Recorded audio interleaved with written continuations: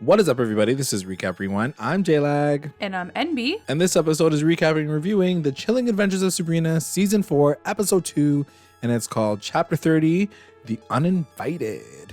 And don't forget, guys, stay tuned for the ending of the podcast because we are going to go through our MVPs, our LVPs, our best moments.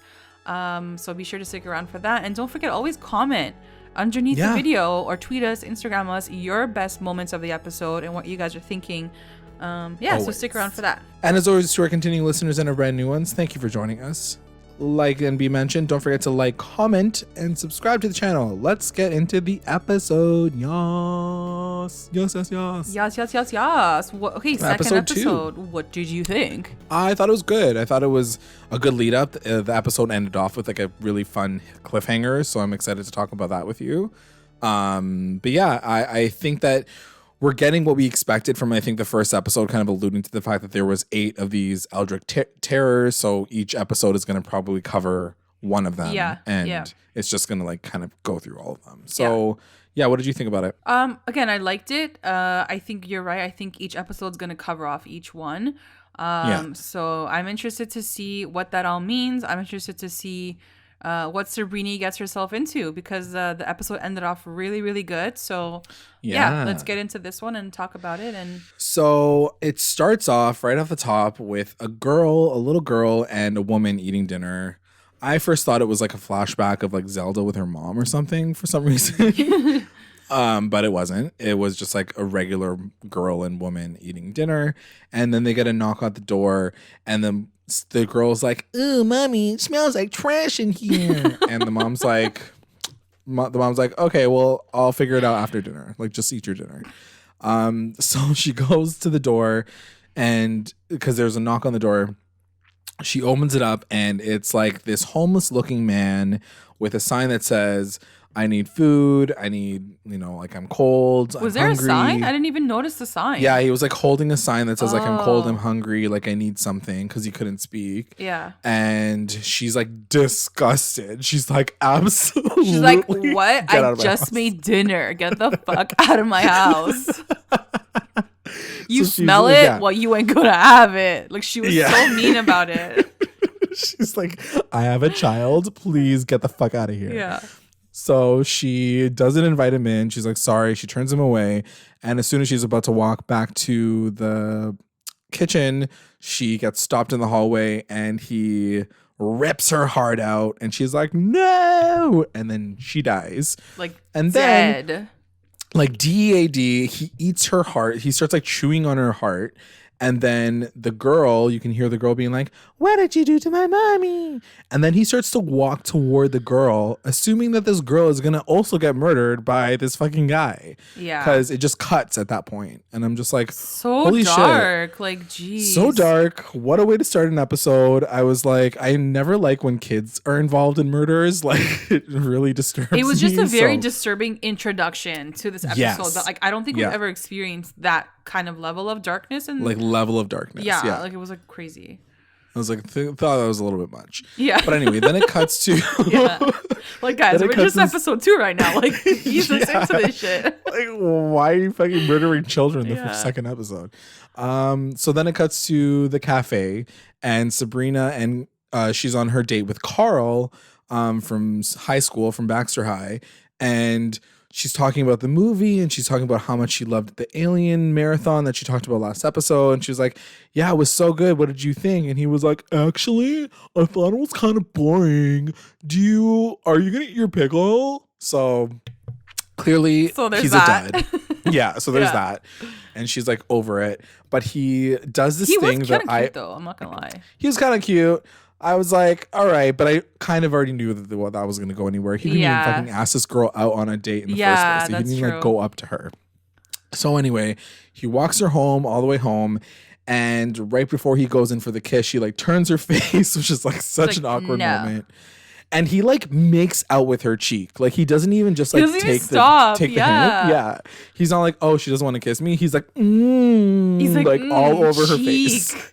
Foundation, yummy. I love it. It's so delicious. I'll see you at school tomorrow. So it's so weird. And then Salem's waiting for her at the door. She opens up the door and he's like, meow, which means, girl, you better get ready. Your second date's coming right now. Yeah, like right now? Like the same night? Yeah, like right one after the other. So she's like, oh shit, true. So she gets ready and Melvin picks her up and he takes her to Dorian's, which I thought was way better. I'm like, that would have been a way better setting because there's alcohol involved, likely. And they're just like talking, but she's also bored with Melvin. She's just like not into it. She's obviously like not feeling him or whatever. And he says like, do you have a date for your aunt's wedding? I'd love to take you on this, like, if you would like to come with me to your aunt's wedding. I would like to take you, please. And she kind of skirts the answer. And then she's like, yeah, cool. I'll talk to you later. Bye. So she, again, walked home. And he tries to kiss her as well. I think he does kiss her on the cheek. And then he's like, that was really fun. I had a really good time. She's like, yeah, bye. She like just disappears. So obviously dating is not coming to her very easily. She's not feeling these boys that keep coming through. So he asked if she wants to be his date for her wedding. And she's like, we'll see. I don't know. Maybe moving on. So she kind of just like skirts the idea. He walks her home. He tries to give her a kiss too. And she like pushes her face over and she's like, not happening. Yeah. So yeah, it looks like dating for her is just like not the ticket right now. Like she's just with those getting two these guys losers. at least. Yeah. At least these two people. Speaking of dating and hot and heaviness, cut to Roz and Harvey macking out in the garage. They're like literally getting hot and heavy. Their chemistry is like in on real fire. Life, right? You know what? I thought they were. I think they were a real life couple. I don't know if their status is still like ongoing. Like they still are. Yeah, but I think they were. I mean, because they have really it good looks like chemistry. it would be. Yeah. Yeah. So anyway, they're like making out, super sexy scene, and then they get the knock on the door from the same guy that visited the woman, and same sign, and not Roz. Harvey opens up the door and he's about to turn him away. And then right at that moment, Roz is like, the cunning. She's like, I just cummed everywhere and I know the answer now. I know the answer. So she invites him in at the very last minute before like Harvey says no. And he comes in and then she feeds him.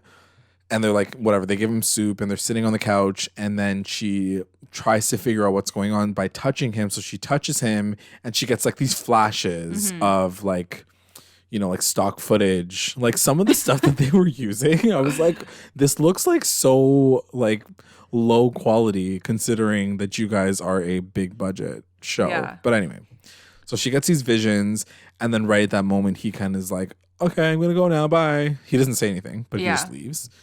And then there's a weird cut and it just like cuts to them in bed naked. like she's under the covers and he's like talking to her and he's shirtless and they're just talking. So like this huge gap of time happens like in between them going from the garage to the bedroom. Yeah. And they never even discuss the fact that like this fucking shit just happened to them. And she's sitting in bed and she's like, I just had all these weird visions when I touched him and I'm not sure what's going on, but like, I just want to forget about it. Like, I just don't want to think about it right now. Just like let me. And then he's like, okay, let me just like, we'll have sex. So then they have sex. So all of this to me was kind of weird because I'm just like, I get it. They want to change the pacing of the show, but I'm like, there's no way that this shit would have happened and they wouldn't have been like, Sabrina, hey, some shit's going down like right away. Yeah. You'd think that something as terrifying as a person approaching your house, going and sitting down quietly and leaving and then touching them in this scene, like, and then you don't say anything until the next morning. Very weird. And yeah, but sometimes they got love on the brain. They got love on that brain. They don't want to do that shit. So then it cuts to the Sabrinas talking in the yellow room, which is in that little house of theirs, like the little doll house.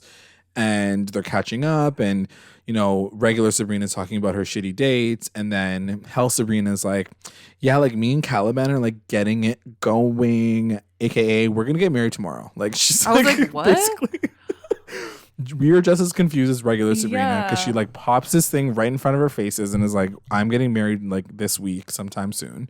And regular Sabrina is just like totally gagged and shocked by this. Are we supportive of this as viewers? I mean, I'm all for it. Like, go ahead, get married before COVID hits, because we know what's gonna happen once COVID hits. You're not gonna have a full ass wedding, as you know.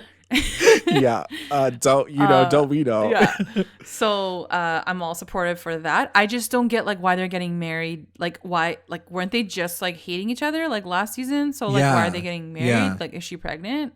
What's going on? You know what I wish they kind of did, which was make hell like accelerated in time. Do you know what I mean? Like, that would be cool. Like, it felt like she was like, you know, she's like, we've been together for 7 years. Like, you don't understand. Did she say that, or, you know, like, or is that what you're wishing? No, she's just like, we've been spending more time with each other because cool we see each that. other like every single fucking waking moment. But yeah, I feel like you guys have these literal 2 different realms. Like, you could have made hell not exactly like in the same time and space. But anyway, whatever. Yeah. Yeah. So I still think it's kind of fast. I agree, but whatever. Get your best life. And while this is happening, Lucifer, we have a moment with Lucifer and Madam Satan. So this is the first time we see Lucifer, because we didn't see him last episode. Right. But he comes through in this episode and he's talking to Madam Satan, and Madam Satan's like, are you good with this relationship? Like, that's your only daughter. Like, what, are you good with this guy? And he's like, he's nothing. Like, he's basically made of clay. He's like literally made of clay. He has no family, so no one's going to take over my throne and whatever. It's fine. And Madam Satan's like, but like, what about our baby? And I forgot that they were like, are they pregnant? Like, is she pregnant? It's just taking like 1,000,000 years to have this baby. Yeah. I feel like she got pregnant last episode. Yeah, she's pregnant. So I'm just like, okay, anyway, fine. She's pregnant. And she's like, well, what about our baby? And he's like, oh, it'll be like really fun competition if like she has a baby too. So anyway, whatever. I was kind of concerned that like Madam Satan was going to go back into that whole I hate Sabrina moment, but we'll see. I was okay with it because it kind of resolved itself by the end of the episode. But anyway, then it cuts to the other real Wardwell and Blackwood, and they're like putting pamphlets down in the church. And Wardwell's like, oh yeah, by the way, like my neighbors are getting married, like the bookkeeper, and he's getting married to this Spellman girl. And then his ears perk up and Blackwood's like, oh, who's getting married? Where is it happening? So as that's happening, the uninvited guy comes to their door and knocks on it. And right away, Blackwood is like, I know who that is. Yeah. He's the uninvited. We need to bring him in or else he's going to kill us. And I want to talk to him because like he's cool. Yeah. So he invites him in, even though Agatha was about to be like, ew, you stinky, get out of here. Which I was like, that's the thing. Like, I'm kind of bummed about Agatha's character being this just like, she's just a blind follower, but now she's not as badass because she's not like one of the sisters anymore. Yeah. So it's kind of a shame that like they've made her character a little bit flat now. But whatever. Unless at the end she like turns up, which could probably happen, but we'll see. Yeah, I can see that. But that's the thing. Knowing that it's the final season, it's just sad to me that it's like it's gonna like all these arcs are gonna happen and then the show's gonna be done. So it's like not gonna go anywhere after that. Anyways, so then it cuts to Roz and she wakes up and Harvey's not beside her in bed, but he's like sitting on his like drawing table and he's fallen asleep. So she wakes him up and then she sees all these drawings and then she's like, oh my god, these are the drawings that were in my visions. And he's like, I don't even know how I did it because I was sleeping while I was doing it. I don't even remember. But he's like, maybe when I was fucking you it went inside of me. It went inside my brain and now I can draw the future of your visions. So I was like, okay, cool. Sure. I'll buy that. Let's go with that. So then he's like, I don't know. I just read my own note. I was like, he's like, maybe you fucked them into me? Question mark? And she's like, okay. Anyway, so then it cuts to the Spellman household and Hilda's just annoyed because Zelda wants to do this like public wedding and Hilda's like, I don't want this. I just want to be in our house with just a few friends wearing silly costumes. Like, why can't we do something cute like that? And Zelda's like, I'm literally like the leader of this church and everybody who gets married has to do it in this specific ceremony. So you can't not do it. You're my sister. Yeah. But she says, but by the way, before we have your wedding, your husband needs to get, or your fiance, I should say, needs to get that sex demon pulled out of him because he's literally going to tear up your vagina. Wait, like I didn't know he had a sex demon inside of him. Yeah, so the entire time that's how they met, because he had that like the I thought eyeballs. it was like a werewolf. No, it's like an actual. It's called like an incubus or something. Like he always had it possessed, but he was trying to control himself. And I don't think they ever had sex because of the fact that he was going to like tear up her vagina. Damn, we gonna tear her up. He's gonna beat that. I'm just kidding. So they're like, okay, we need to like pull it out of him now. And then they get a knock on the door. Like, no, wait, I might want to try that. She's like, actually, just keep it in there for the first night, and then you can exercise it out. Yeah. Like, who knows what it's gonna do for me. So while that conversation is happening, there's a knock on the door. Sabrina answers it, and it is Lilith standing there. And Sabrina's like, hey girl, how you be doing up in this gig? And Lilith is like, well, I was gonna come to your to your aunts to talk about this crazy ass wedding that you're having, but since I just saw you down in hell tasting wedding cakes, like you're obviously up to some shit, so we gotta talk. She books her, as she usually does. As she does, which I kind of like. That's the thing. Yeah. I kind of loved seeing them back together because even though there's two Sabrinas, we know that this is like the one that Wardwell like really understands. Mm-hmm. So it was cute to see them back in like the mortal world. And she's like, oh, Sabrina, you know, that bitch. So anyway, so she talks to her, and obviously Sabrina, who's not supportive of this wedding, and Lilith, who's also not supportive of this wedding, they're like, okay, well, how do we break them up? Yeah. Lilith is like, we can kill them. And she's like, don't go that far. Let's try to break them up first. So she comes up with this plan. So she invites Caliban to the dark school. And she's like, so this is like our new, goddess. It's Hecate. Just read your next note. So she's like she's talking to him. And then she's talking about like converting to this new order of Hecate and like what it entails. And Caliban's like, okay, I'll go along with it. But then Sabrina's like, there's something that like the men have to do that's like very important. Mm-hmm. So Prudence is sitting there and she's talking to him, like educating him on Hecate. And she's basically like, well, if you want to be a part of this new religion as a man, you basically just got to go cut all your balls off and then you're good to go. And I was like, wait, hold on. What did they say? This real? I missed this part in the episode, clearly. She called it something specific. It was like, I don't know, like a whatever the surgery is, I guess, to cut your balls off. Okay. She called it that. Oh, okay. And she pulls out a knife. First, I thought it was just like she needs to like circumcise him. Yeah. You're like, that's like, it, like right? a normal religion. It's like literally chop your balls off in order to be a part of this religion. I was like, that's a little bit much. And I don't know if it's real because my question was, does that mean that all of the guys in the coven don't have balls? Like, what is this? So Unsullied? Like, what's happening? So I was kind of confused as to what happened. You're like, what's happening here? Hello? Yeah. It's like, answer my question. Penises? Are the penises cut off or not? Are the penises cut off or not? So I was like, Sabrina's going so far to break them up. Like, she's literally telling this guy to chop his balls off. Far. And Caliban's like, I'm not down for this. I'm like, but she's so extreme on this like thing. Does she not think that Hell Sabrina is going to find out about this? Like, was she like, this is a problem for tomorrow? Yeah, like, I don't he's care. Definitely not going to tell his fiance that I asked him to cut his balls off. Right? I was like, that's a bit of a plot hole. But okay. Yeah. So then it cuts to Zelda, who ask Melvin and Nick to extract this demon. So they tie him down in the bookshop and they're like ready to go. And right before they're about to extract him, the demon decides to jump out of his body on his own accord. And Theo, who's reading books at the front of the store, gets injected by this new incubus.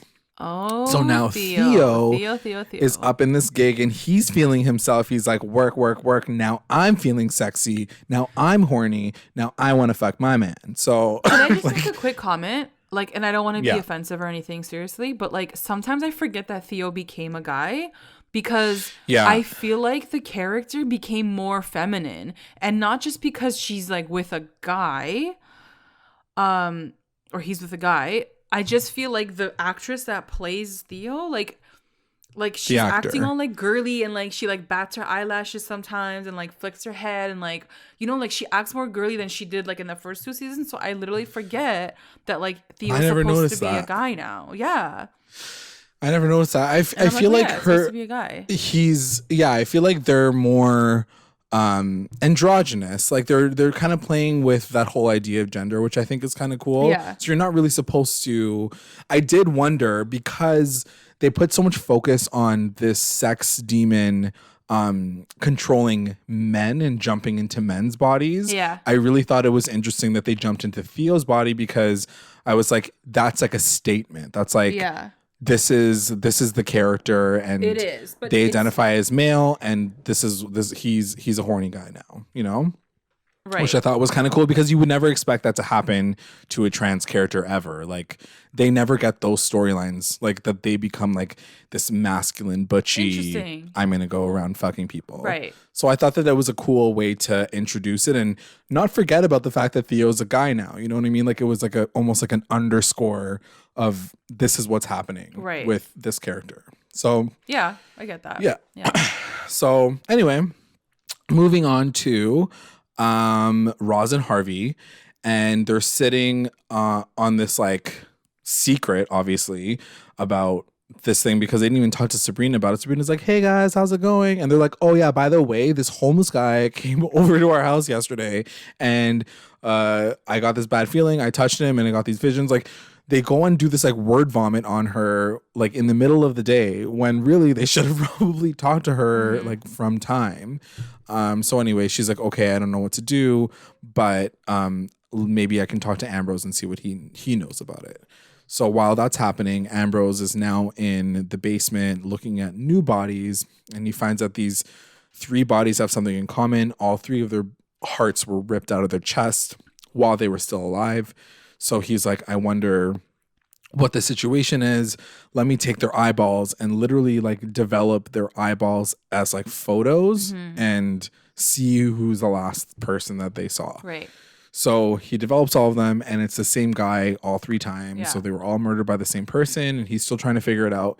But while he's trying to figure it out, Sabrina, Roz, and Harvey go downstairs, and then Roz sees the pictures, and she's like, that's the guy that came to the house, and he didn't kill us. So like, what happened?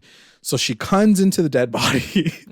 And she's like, why did this woman die? It shows the woman from the very beginning of the episode denying him, and that's how she dies. And she's like, oh, it's because, you know, like we invited him in, and that was okay.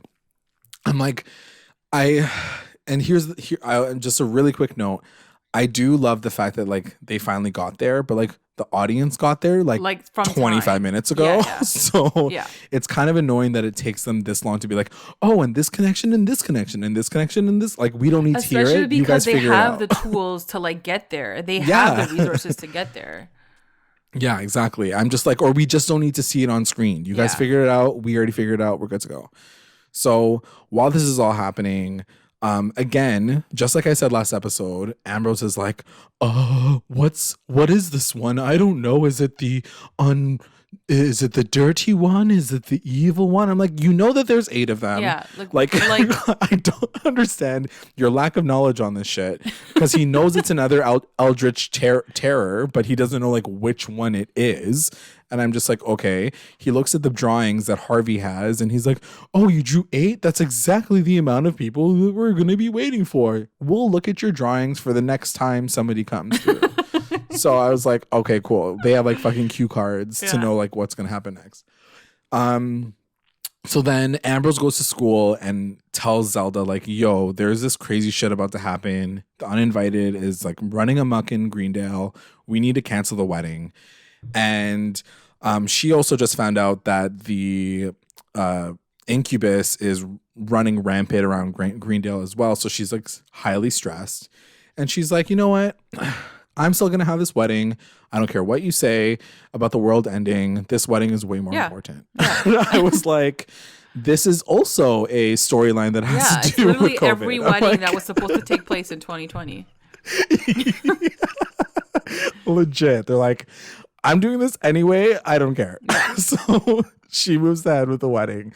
And then it cuts to Theo practicing with Robin.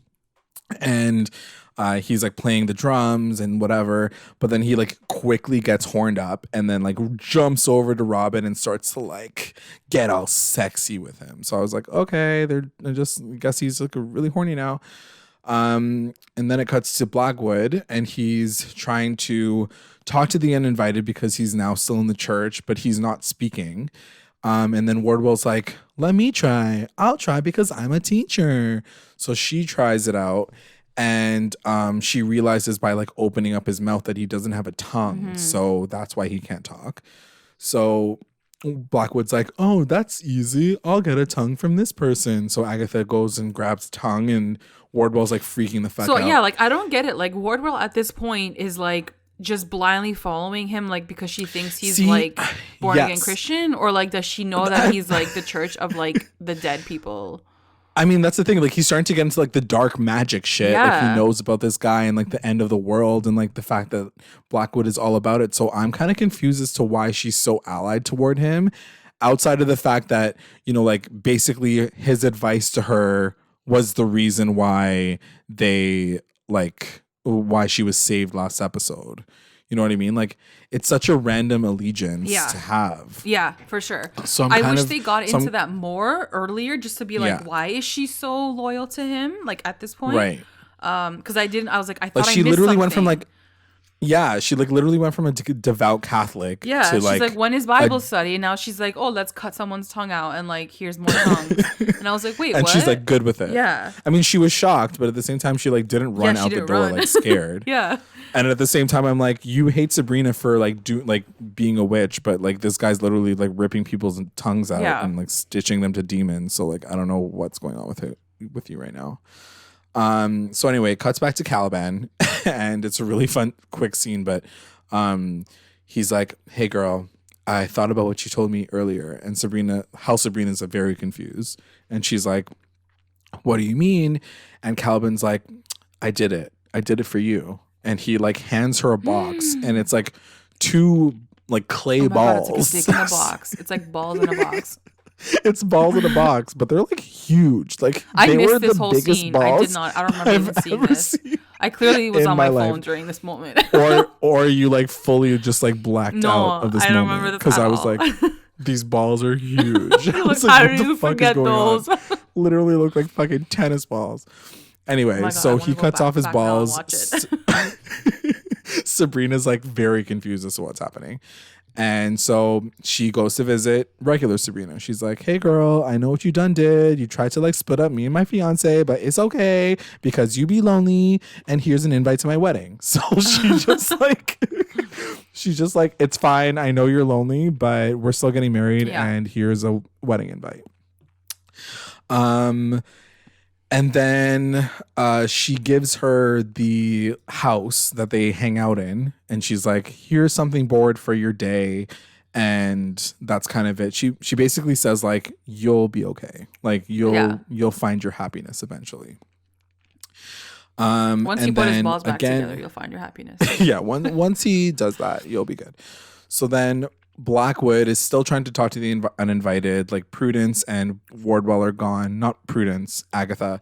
And he's trying to talk to him and he's still not getting anything out of him until he says something like, you need an audience. You need somewhere to be. So I know where to send you. And the guy's like, what's in it for you? And basically Blackwood is like, I just want the world to end just like you do. So I can help you with that if you just want to like anoint me. So he like pulls some like fucking thing out of his like chest, like a piece of flesh, and Blackwood eats it. And I guess that means that he's like now a part of that crew. Like he's helping them. It was kind of gross though.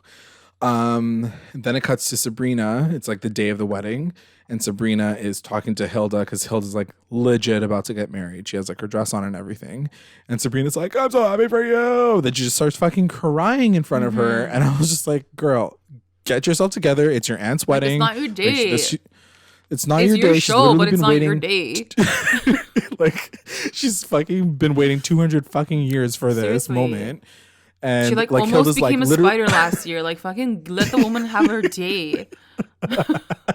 Exactly. And it was funny because she even says I love that they did this, because you know when you see someone like having a meltdown at the beginning of the day, and then always in stories they're like, okay, it's totally fine, like they try to ignore it. But I love that Hilda was like, no, we're gonna talk about it right now. Yeah, like get it out. I don't need you to fucking like deal with my shit later on.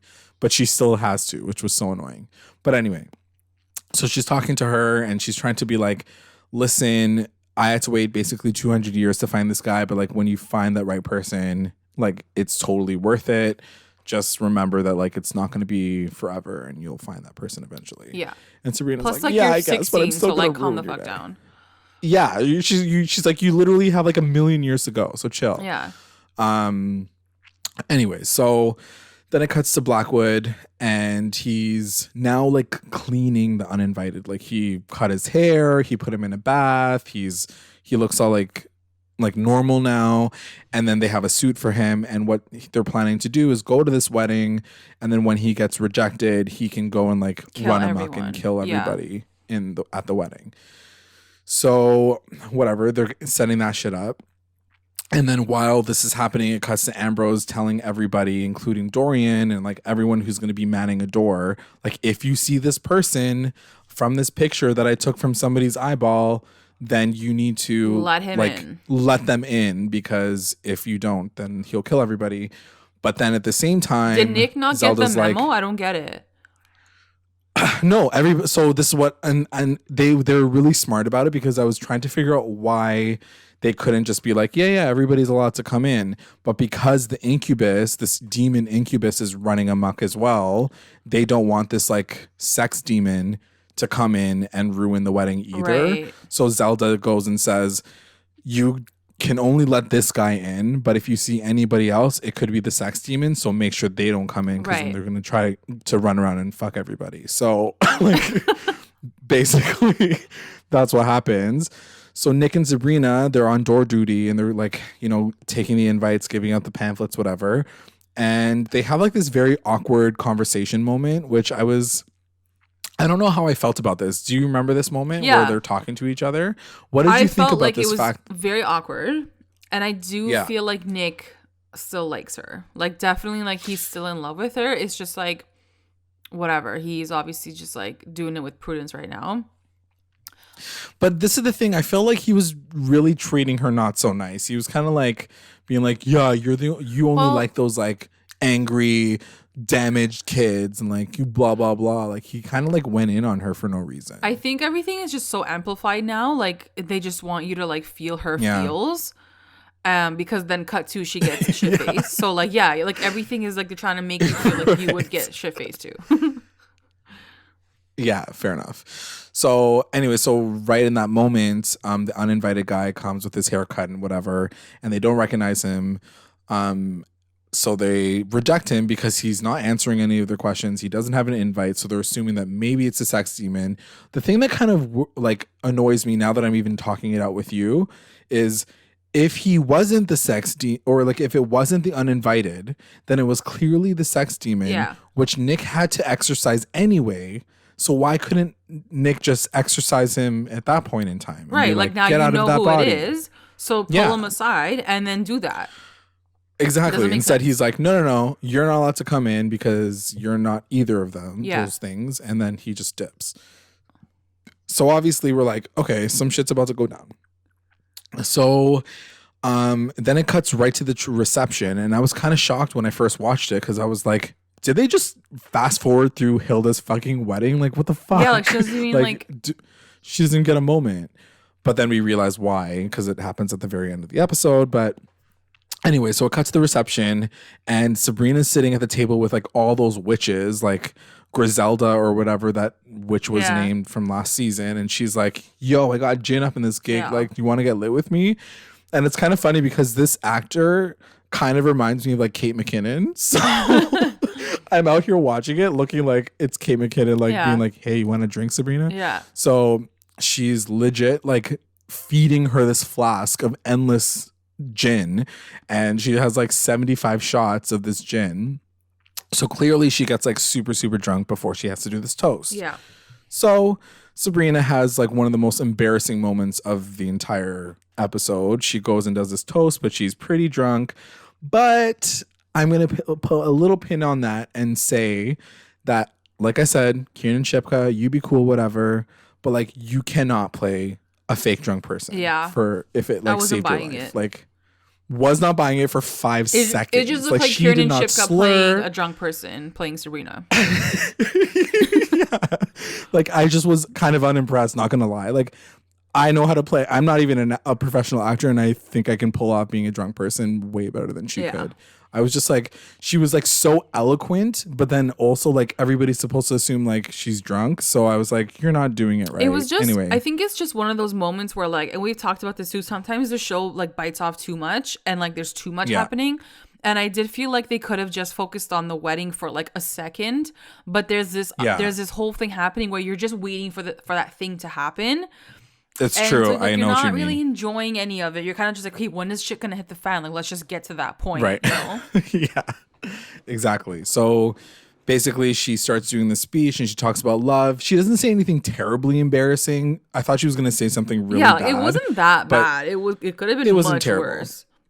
But that's what I mean. I feel like if you were drunk, you would like literally go off. Like, you know what it reminded me of? Anybody who's seen this show, The Marvelous Miss Maisel, when she gets drunk in the very first episode and she's just like going off and doing her whole comedy spit. Yeah. I was like, this is what it is. But like, obviously Marvelous Miss Maisel did it way better. Not going to lie. So anyway, she's going off. She's talking about it. And then she gets to Nick and Prudence while they're talking, and she's just like going off on Nick and being like, he's my ex and he sucks and I hate him and I'm not sure if he's in love with Prudence or he just wants to fuck her. I don't even know. So like, anyway, it gets a little out of hand. Finally, she gets pulled off the stage and the Fright Club does their little gig. They do their little song. They sing a little, what's his name? Radio Gaga. They do a little bit of Freddie Mercury. And then halfway through the song, Theo's just like, I don't know, like hornified. It's the beating of the drum or something, but like so hornified. He like stops the drums, stands up, and is about to like literally pounce on Robin. And then Nick stops it because he's like, oh my God, it's the sex demon. So wait, they didn't know that it went into Theo that night? No, they think it. They have no idea where it is. Like, that's why they let everybody in. They didn't know who it was. Right. Whatever. So he stops him and like pulls him out of the body. But then the sex demon keeps like jumping to other people.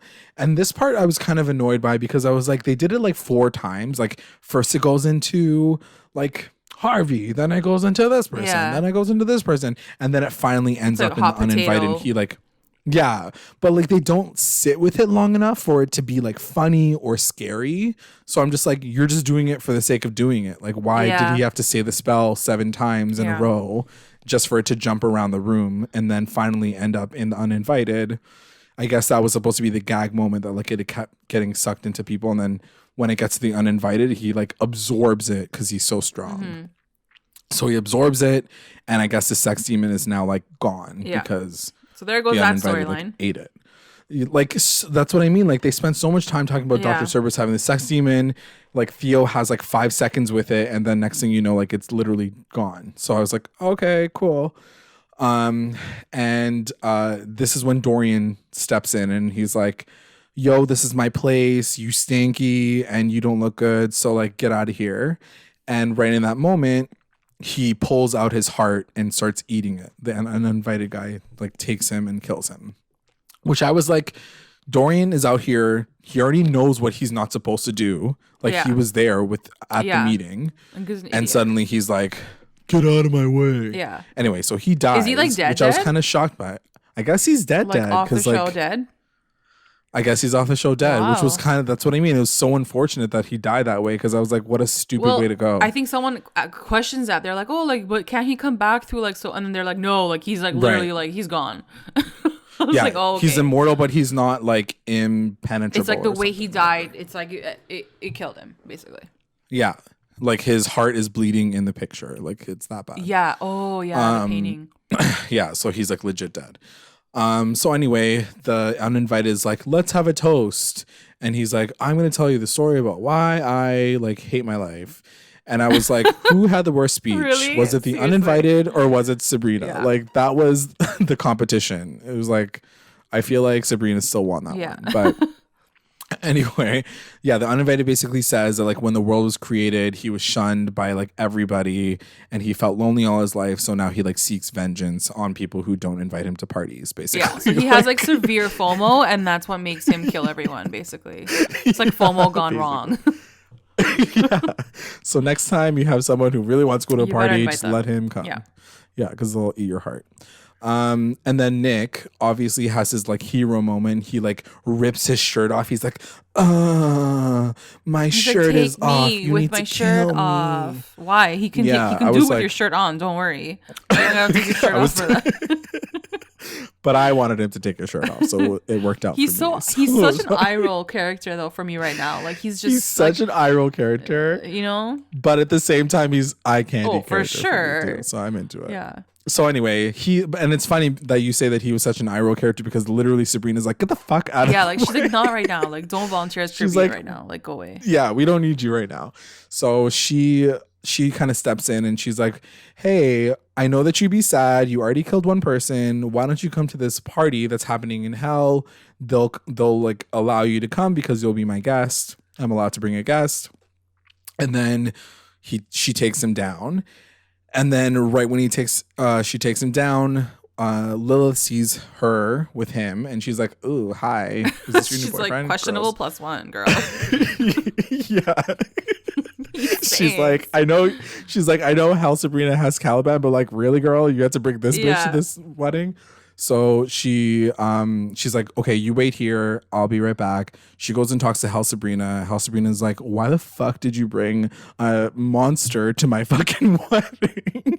So she's pissed off about it. But then she's like, okay, we got to figure this out. What are we going to do?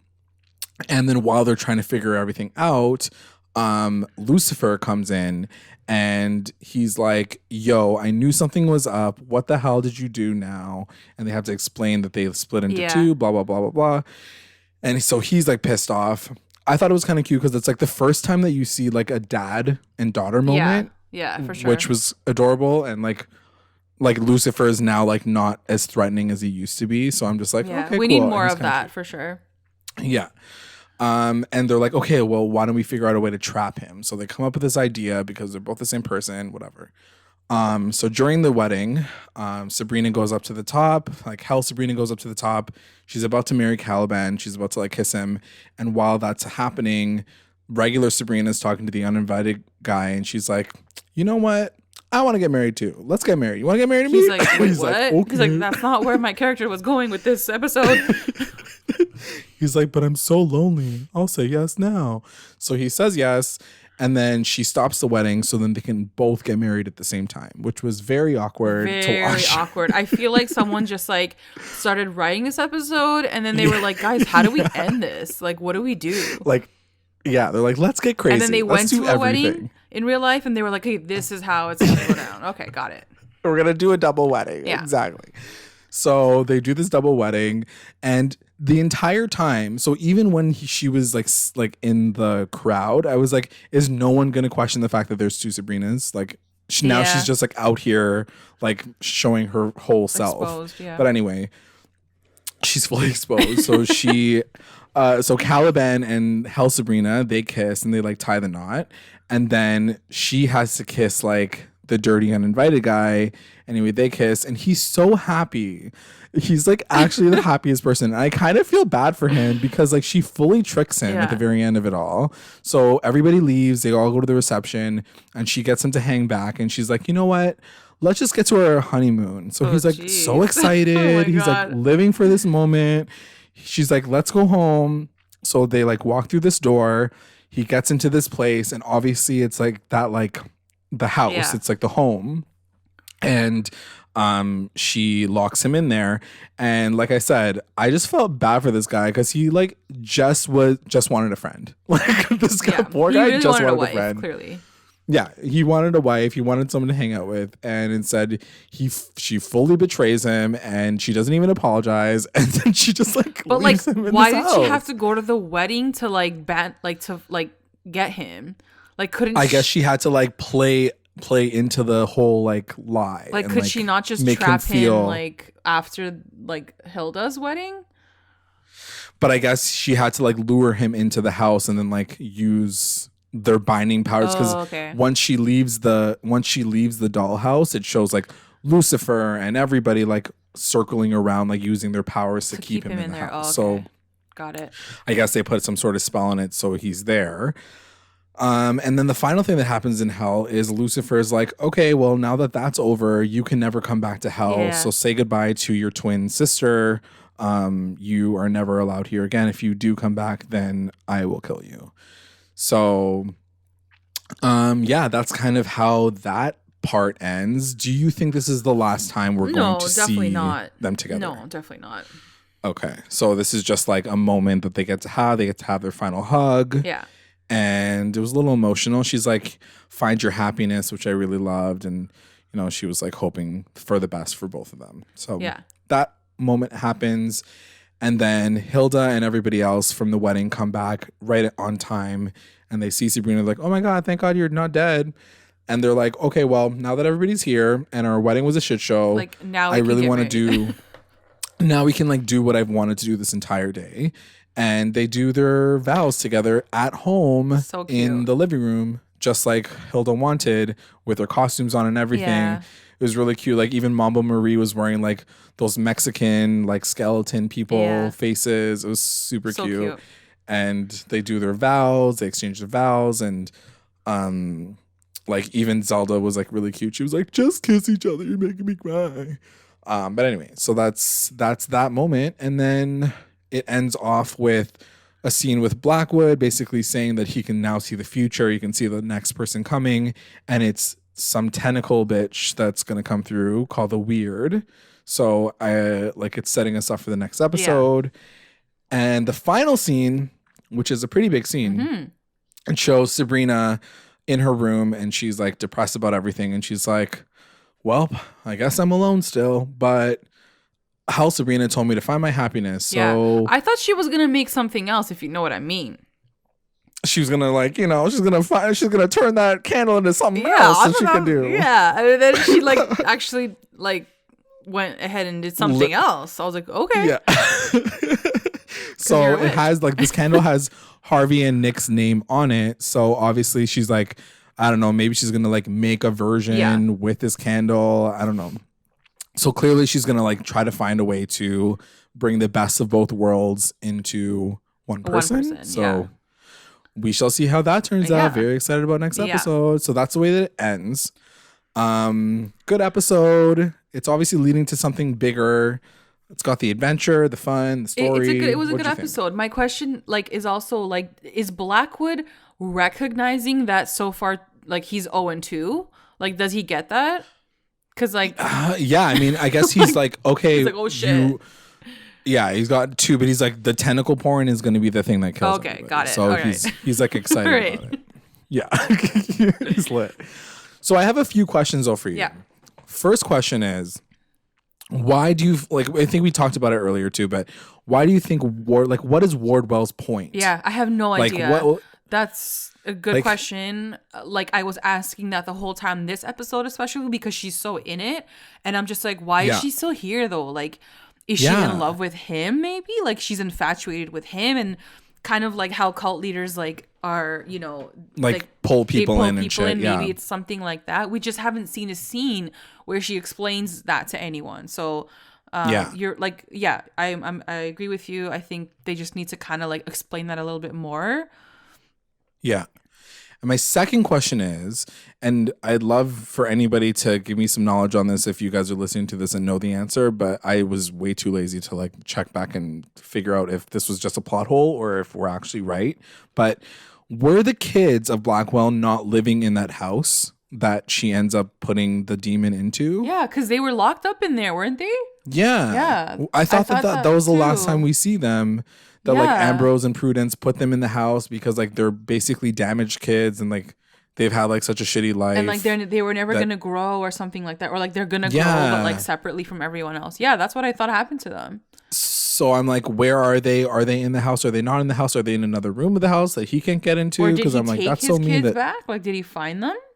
Or did he steal them back at the end of last episode? But even that is like begs a question, like why aren't they like out and about with Agatha? Yeah, like Agatha's out here being like, I'm your daughter, but then like where are the other two kids then? I agree. Like, I don't understand. that's the thing. Like seasons 1 through 3, you lead up to this whole idea that there's like twins and a baby, and like remember what happened in season 1? Someone was like all of these things happened with these kids surrounding it, and now these kids are like literally gone. Yeah. Like they're not even a part of the story at all. I don't know what happened there. Which I always feel is a danger when it comes to introducing characters like that. It's like it's literally 2 human beings, and you just like let them like disappear. So I wasn't cool with that. But let us know if we missed something. Maybe they like died or something. I don't know. Let's get into our recap roundups. Recap roundups. Best moment. My best moment, I think it's gonna go to Sabrina deciding to make her dream guy out of a red candle, because it was so like, duh, you're a witch. You're like horny and like you're lonely and just make your dream guy. Like, why not? Like, it's so easy. I'm gonna make the best dildo out of this red like, candle. Yeah, like she's gonna make a human being. Like, so into it. Very excited for that. Yeah. You're like, basically my best moment of this episode is the last the last frame of the episode. My best moment is gonna go to Hilda and Cerberus getting married, like the ceremony that we got to see at the very end. I thought was very I didn't want to choose yours, but it was very cute, and I'm so happy for Hilda, and I'm so happy that she gets this storyline, and that they've actually like followed through with it. Like she got married. I know, right? You're always like waiting for like the other shoe to drop, but like at least they gave her a happy ending, so I'm okay. Yeah. With it. WTF moment. WTF moment, I think it's gonna go to Sabrina, like hell Sabrina, and the fact that she was getting married, because I was just like, wait, what? Yeah. Like, why are you guys only doing this to have like 2 weddings in 1 episode? Like, I didn't understand. Like, it's a 2-for-1 deal. Like, what's going on? You know, like it was random. So random. Yeah. It was so rushed. Like everything felt very rushed. Like you were saying, like you made a good point, how you were like, I wish they just had said like everything's accelerated in hell. So like she could have just said, oh, we've been together for like 8 years. Like we're good now. We want to get married. Yeah. That would have made so much more sense. And you'd think that like this is the main character of your entire show. Like the lead up towards something of this big of a moment is it felt like nothing. Like it didn't feel like why did I care about her getting married? Like I barely cared. So like now I'm trying to mentally detach myself, being like, the real Sabrina would never do that for real. So like this is not a real storyline that I care about. So I don't know. I wasn't sure how I was supposed to feel about the hell wedding at all. But anyway, I guess she's married to a mudman now with no balls. My WTF moment is the mom and the kid getting murdered at the very top of the episode. Yeah, I thought that was like a very shocking way to start the episode. I was like, yo, what am I watching? Very, very like traumatic, very disturbing. Like I didn't understand it, because we're always used to seeing like the townspeople, but this was just like a random mom and a kid. So it was like, what? Like, oh, like okay. And they get fully murdered. So okay. MVP. Who's your MVP? MVP, I'm gonna give it to Hilda, because I feel like, especially since watching the first 2 episodes now, she has been such a like strong like presence, and someone who like gives such great advice from her heart. Yeah. She like loves so hard. She's giving Sabrina advice. She's giving her sister advice. Like in all aspects, she's able to like help and be supportive. And the fact that she gets like this amazing love story ending with her man, like it was just so cute, and I'm so happy for her. And she's definitely the MVP. She's one of the characters that definitely like get a good storyline, and I'm happy for that for sure. My MVP is gonna go to Wardwell, and even though she didn't have like a big part in it, I think I was just happy to see her back on the stage, you know, starting her own like, you know, scheming with Sabrina and trying to like, I love them as a duo so much, like between her and Sabrina, like them kind of like coming up with their own ideas and doing stuff. I just was excited to see her back in the game. Yeah. So I know she's kind of like not a character that did very much this episode, but I just like her. I love Michelle Gomez as Lilith. Yeah. She's so good. You do. You really do like her. You love her. LVP. I'm gonna say Prince Caliban, and then my note is like what does Prince Caliban even do here? Like, I don't even know why he's in the show at this point. Like, he's just so random, and like he doesn't even talk. Like, when he talks, like, it doesn't even make sense. Like, like crack a joke, like be witty, like be funny. Like, he's he's nothing. Yeah. So it's like, I don't get why you're here. Like, that's the thing. Like, take in Sabrina, who was the same person as Hell Sabrina. She was so indecisive between like fucking Harvey and Nick this whole time. She decides on this guy that literally brings nothing to the table. Like, he literally brings negative to the table. Do you think real Sabrina's gonna go after Caliban? Like, do you think they're gonna fall in love and then she's gonna have to fight herself for love? She's gonna like kick her own ass to get with the man of her dreams. I don't know, man. I think to your point, they really don't bring much to his character this season so far. I feel like it's too late. Like, the ship has sailed on Caliban's character. Yeah, he was kind of cool, kind of interesting last season. He was a trickster. He was kind of like fun, but like he's got this like machismo, like I'm a man vibe, really. And like even Nick isn't like that. And I'm just like, we need to kill the patriarchy, and like he doesn't start with him. So like I don't know if I'm down for that. At this point, I want her to get with Prudence. Like, just fucking les out and like get together with Prudence. My LVP is going to go to Nick, our other boy, for not doing anything right and being mean to Sabrina. I thought he was being mean to her this episode. I thought that he like couldn't even get the fucking sex demon into one body, into a box. Like, he couldn't do anything right this episode. He denied the fucking uninvited. Like, he did nothing right this episode. So I was like, fucking Nick, just take your shirt off and shut your mouth. The best line. My best line is gonna go to, are you gonna eat your pickle? Because, and I'll explain why. It's because if I'm ever out and someone has a pickle and they haven't eaten it yet, you damn well know I'm gonna ask that question, because I freaking love me a pickle and I will eat your pickle off your plate. So that's my best line. That's actually facts. Like, every single time me and NB go for lunch, there's a pickle on the table. Like, it goes straight to her. You eat your pickle? Yeah. It works out perfectly. My best line is going to go to Sabrina talking to Sabrina once again. And she says, Sabrina, are you happy? And the hell Sabrina says, I am. I make my own happiness, and I hope you can too. And once again, I feel like it's definitely that vibe of, you know, enjoy your life, be happy, find your happiness. It's like that encouraging voice that sometimes people need to hear when they're down in the dumps on their own. And I really love, despite how confusing this like two-person storyline has become, like the two Sabrina storyline has become, I really do love the fact that they've brought this element to it, because it makes me feel like they're doing something a little personal for the audience. Yeah. And that is the episode, y'all. Whoa. So join us for the next one. I'm super excited for it. We're going to do this final season. We're doing the final season, guys. And like, stay tuned to our YouTube channel, our Spotify, our iTunes, our Twitter, our Instagram. We're everywhere, basically. So tune in and follow us so that you know when we're dropping the next Sabrina podcast. But we're probably going to be getting it out, hopefully, all before the new season of Riverdale starts, so that you guys can get that in, and then we can switch over to Riverdale, where hopefully you'll be joining us as well. Work it. Before we finish everything off, I would like to take this time to thank our patrons of the episode. We have our Rewinder squad. We have White and Nicole. Our Lit Rewinders, Tina Ann, Soleil, Kate, and our Mommy Rewinders, Becca, Sarah, Tamala, and Grace.